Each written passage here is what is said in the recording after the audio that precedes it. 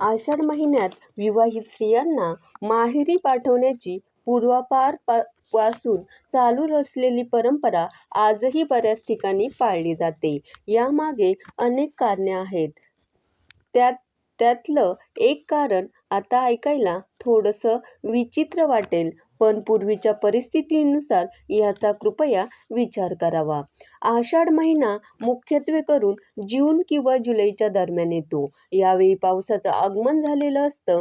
April May महिन्यात लग्न झालेल्या नवीन जोडप्यांचा संसार नव्याने सुरू झालेला असतो. पूर्वी खूप कमी वयात मुलींचं लग्न केलं जायचं. लग्न झाल्यावर काही दिवस ओळख होण्यातच निघून जायचे. नंतर मात्र जोडप्यांमध्ये जवळीक वाढायची. या महिन्यात जर स्त्रिया गर्भवती राहिल्या तर उन्हाळ्याच्या दिवसात बाळंतपण येऊ नये म्हणून त्यांना यावेळी माहेरी पाठवलं जायचं. कारण आतासारख्या वातानुकूलित सुखसोयी त्यावेळी उपलब्ध नसायच्या.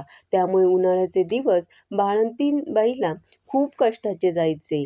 तसेच मुलीला माहेरच्या लोकांची येणारी आठवण, इतकी वर्ष त्यांच्यासोबत राहिल्यावर लग्नानंतर त्यांना भेटायची लागलेली ओढ पूर्ण व्हावी आणि नवीन लग्न झालेल्या मुलीचे लाड देखील करता यावे म्हणूनही या काळात त्यांना माहेरी पाठवलं जायचं.